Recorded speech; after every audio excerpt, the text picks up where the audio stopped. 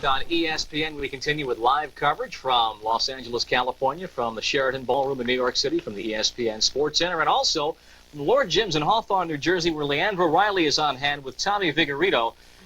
The Dolphins are next up. Let's hear about that pick. I'm back with Tommy Vigorito here at Lord Jim's in Hawthorne, New Jersey, and he's with the Miami Dolphins, and I'm going to put you on the spot. Why don't you give us a scouting report? This is an inside report on the Miami Dolphins. Well, I think our biggest asset is the fact that if you take Kuchenberg and Vernon Hurd out of our lineup, we are the youngest team in the NFL. And having the experience of going to the Super Bowl last year and everybody coming back this year and being so young, you know, we got nowhere to go but up. And hopefully that's what will happen. Next year we'll win it. All right, I don't think I can ask you how can you get experience in the draft. These guys are younger than you are. But what should the Dolphins go for in this draft? I think the fact that we brought Vern out of retirement last year, they're not going to want to do that again because he said he's refused to come off his farm again this year. So I think we're going to go after defensive linemen if there's any quality defensive linemen around at the time. And if we don't get a defensive lineman, we'll probably go to the defensive secondary for help. Those will probably our two most important factors where we need more backup help right now than we do starters. All right, thank you very much, Tommy Vigorito. Comments on the defense for the Dolphins. Gentlemen?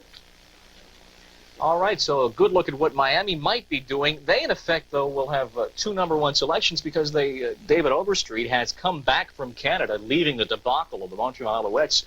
So, in essence, with Overstreet coming to camp this July, they'll have two #1s. Right. And you can't quibble with something like that because Pittsburgh will be in the same situation with Keith Gary having come back from Canada at the same time. I would guess what Vigorito said is very accurate. All righty, and plus, you look at Miami over the years, having had 4 different player personnel men.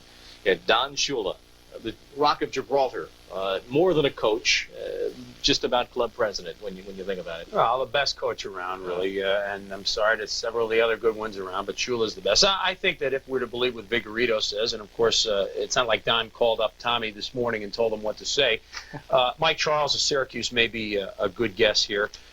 Perhaps a cornerback, but I think the guys that might have been around for the first-round picks are gone. A sleeper in the cornerback area, Darrell Green, Texas A&I, if they want a burner. But Miami's starting defensive backfield is pretty strong. What about John Tice, need for a tight end out of Maryland? We're talking about that before the Dolphins. Their selection in New York City, they will be making selection number 27 with Washington to follow as we conclude round 1, but the Dolphins about to make their selection right now.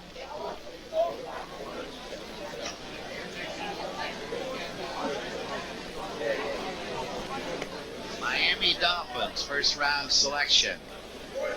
The Dolphins select quarterback, Dan Marino of Pittsburgh.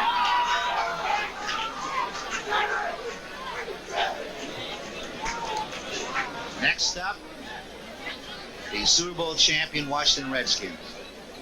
That was Commissioner Pete Rozelle just about a minute and a half ago as he made the selection announcement for the selection of Danny Marino. I don't understand it. Number one, I don't know who is going to work with him down there. Where is the great quarterback coaching genius on the offense? I know Arnsparger is a great defensive coach.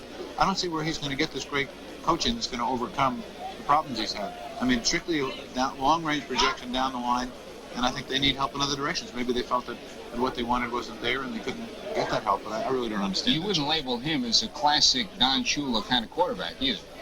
No, that's true. But again, they got to the Super Bowl with a David Woodley at quarterback, and they must figure that they can certainly, if they can get it out of David Woodley, you got to figure they think they can get it out of Dan Marino. Well, I don't know what is a classic Shula quarterback. He's only had one really great quarterback, and that's Greasy.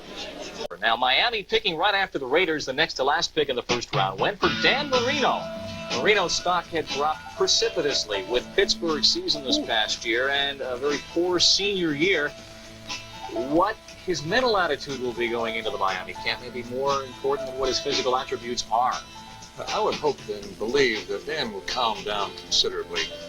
He was considered at the start of the year perhaps the best college quarterback. People talking about Heisman for him in spite of Herschel Walker. He's got all of the physical tools. As a junior, he played a magnificent Sugar Bowl game. He's proven that he's got the ability, and as you say, it's mainly mental. But I think that the coaching he will receive and the calmness of his development, he'll make it. He threw 37 touchdown passes as a junior, but he threw 23 interceptions that year, 22 interceptions this past year. In fact, more interceptions, 5 more interceptions than touchdowns as a senior. The Sugar Bowl MVP from '81, but going next to last in the first round, and a 3.5 out of Reed. That is one of the lower scouting numbers we've seen in this first round. Well, that's because of all the interceptions that he threw. That is for sure. He is the pocket-type passer. Don Strock will not be around forever.